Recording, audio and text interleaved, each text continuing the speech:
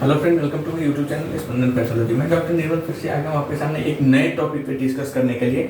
आज हम लोग जिस टॉपिक के ऊपर डिस्कस करेंगे उस टॉपिक का नाम है इरिटेबल बाउल सिंड्रोम, जिसे हम शॉर्ट फॉर्म में बोलते हैं आईबीएस। ओके, आईबीएस, जिसे हम शॉर्ट फॉर्म में आईबीएस बोलते हैं, और आईबीएस को फुल फॉर्म में बोलते हैं इरिटेबल बाउल सिंड्रोम। और यह जो डिजीज होता है, यह आपको याद होगा कि जब हम स्मॉल इंटेस्टाइन पढ़ रहे थे तो उस समय हम पढ़े डिजीज ऑफ स्मॉल इंटेस्टाइन। तो डिजीज ऑफ स्मॉल इंटेस्टाइन में यह आता है इरिटेबल बाउल सिंड्रोम। यह जो डिजीज होता है यह एक इंटेस्टिनल डिजीज होता है, मतलब आंतों की बीमारी होती है। जो हमारे स्मॉल इंटेस्टाइन, लार्ज इंटेस्टाइन जब हम पढ़ रहे थे तो यह इंटेस्टिनल डिजीज में आता है, मतलब हमारे यह आंतों की बीमारी होता है, ठीक है, जिसे हम जानते हैं इरिटेबल बाउल सिंड्रोम। जब हम आज 10 डिजीज पढ़े थे इसका स्मॉल इंटेस्टाइन के, डिजीज ऑफ स्मॉल इंटेस्टाइन, तो उसमें हमें एक ये भी देखे थे डिजीज की इरिटेबल बाउल सिंड्रोम होता है जो इंटेस्टिनल डिजीज में होता है, ठीक है।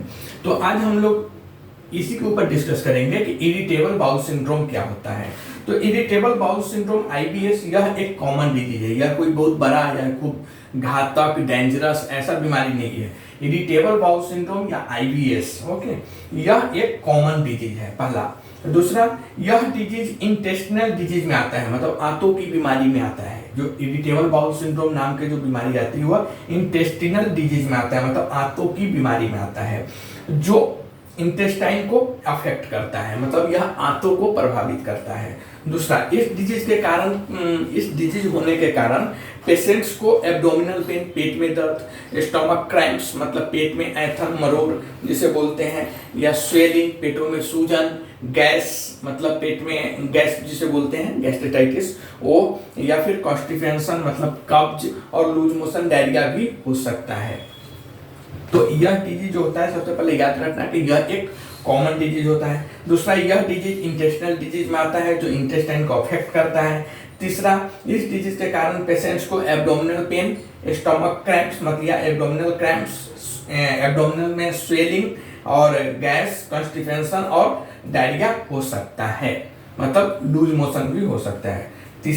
फोर्थ नंबर, यदि लॉन्ग टाइम तक इस डिजीज को अनदेखा किया गया, मतलब इसका इलाज नहीं किया गया, इसके ऊपर प्रॉपर ध्यान नहीं दिया गया, तो यह डिजीज काफी डेंजरस भी हो सकता है। नेक्स्ट, कुछ केस में ऐसा देखने को भी मिला है कि इस डिजीज से इंटेस्टाइन डैमेज भी हुआ है। हालांकि यह जो केस होता है यह बहुत रेयर केस होता है। तो यह इंपॉर्टेंट है कि कुछ केस में ऐसा भी देखने को मिला है कि इस डिजीज से इंटेस्टाइन भी डैमेज हुआ है, बट यह जो केस होता है यह बहुत रेयर केस होता है, अधिकांशतः नहीं होता है, ठीक है। दूसरा, हालांकि शुरुआती में खान पान, जो हमारा खाने का जो स्टाइल है, खान पान है, और जो हमारा लाइफ स्टाइल है उसको ठीक करके और टेंशन कम करके इस बीमारी को काफी हद तक, इस बीमारी के जो सिम्टम्स हैं उसको काफी हद तक हम कंट्रोल या कम कर सकते हैं। नेक्स्ट, सबसे इम्पोर्टेंट इसमें यह है कि इरिटेबल बाउल सिंड्रोम से गैस्ट्रोइंटेस्टिनल कैंसर होने का खतरा चांसेस नहीं होता है। मोस्टली हम जब इंटेस्टिनल डिजीज पढ़ रहे थे तो उसमें कहीं ना कहीं जाके एक इंटेस्टिनल कैंसर या अदर कैंसर होने का एक चांसेस बन के आ रहा था, बट इरिटेबल बाउल सिंड्रोम में सबसे यह इंपॉर्टेंट और आम बात है कि इरिटेबल बाउल सिंड्रोम की वजह से पेशेंट को इंटेस्टिनल कैंसर या गैस्ट्रोइंटेस्टिनल कैंसर होने का चांसेस नहीं होता है। यह बहुत इंपॉर्टेंट है। बट यह डिजीज हमारे बॉडी को, डेली रूटीन लाइफ स्टाइल जो होता है उसको काफी अफेक्ट करता है, ठीक है। इस डिजीज के पेशेंट्स को इसके सिम्टम्स डेंजरस और नॉर्मल भी देखने को मिलता है। इसके जो सिम्टम्स होते हैं, इसके जो लक्षण होते हैं, या किसी किसी में ज्यादा भी दिखते हैं और किसी किसी में कम भी देखने को मिलता है। हालांकि कुछ पेशेंट्स में इसके सिम्टम्स इतने नॉर्मल होता है कि पेशेंट को पता भी नहीं चलता है कि उसे इरिटेबल बाउल सिंड्रोम हुआ है, बट किसी किसी पेशेंट में, वही दूसरी और अगर हम बात करें तो पेशेंट को इसके बहुत सारे प्रॉब्लम्स देखने को भी मिलता है, या बहुत सारी प्रॉब्लम से पेशेंट को गुजरना पड़ता है। नेक्स्ट, यह डिजीज डेंजरस नहीं होती है और इसे ट्रीटमेंट के द्वारा भी ठीक किया जा सकता है या ठीक किया जाता है। नेक्स्ट, इस डिजीज का ट्रीटमेंट इस बात पर डिपेंड करता है कि इंटेस्टाइन का कौन सा पार्ट अफेक्ट है, डैमेज है, और पेशेंट का सिम्टम कितना सीवियर है या कम है या ज्यादा है।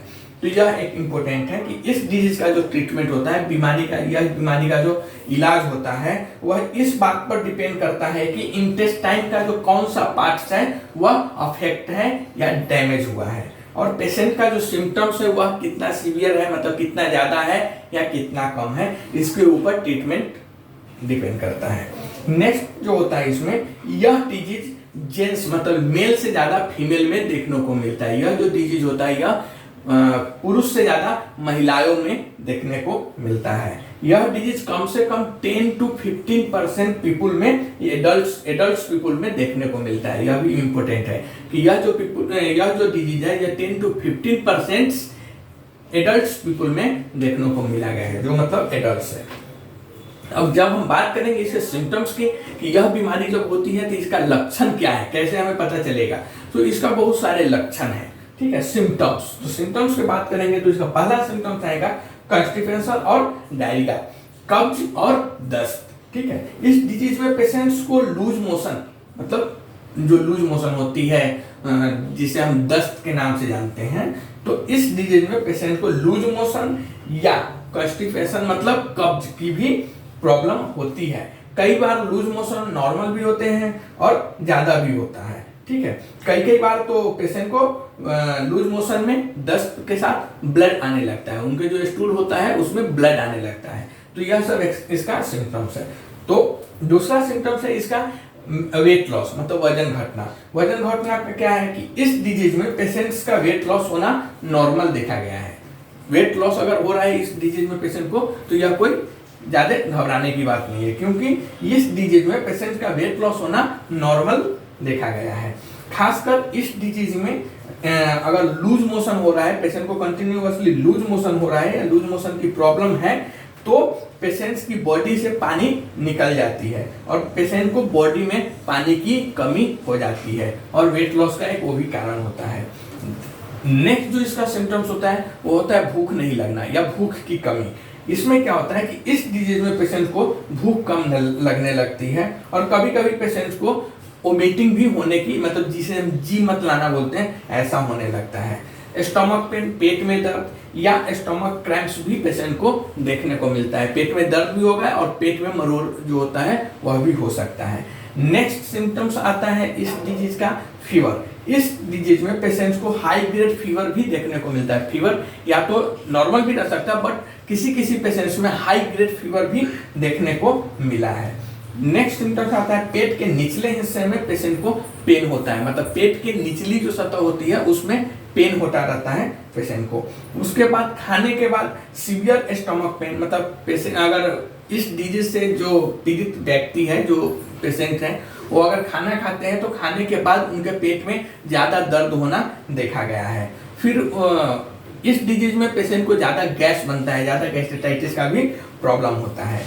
पेट में स्वेलिंग भी देखने को मिलता है। यह सब सिम्टम्स इस डिजीज में देखने को मिलता है। नेक्स्ट होता है कुछ पेशेंट्स में यूरिनल प्रॉब्लम भी, मतलब पेशाब संबंधी भी रोग देखने को मिला है। इस डिजीज में बहुत सारे ऐसे पेशेंट्स का केस है, बहुत सारे ऐसे पेशेंट्स हैं जिसे यूरिन आउटपुट या यूरिन में जलन, ये सब यूरिन बर्निंग ये सब देखने को मिलता है। और किसी पेशेंट्स में, हालांकि यह भी केस बहुत रेयर है, पर किसी पेशेंट्स में सेक्सुअल इश्यूज भी देखने को मिला है इस डिजीज में। तो यह सब सिम्टम्स हैं, और लगभग हम समझ गए इरिटेबल बाउल सिंड्रोम क्या है। इसका हम एक लेक्चर भी अपलोड कर देंगे। तब तक के लिए थैंक यू।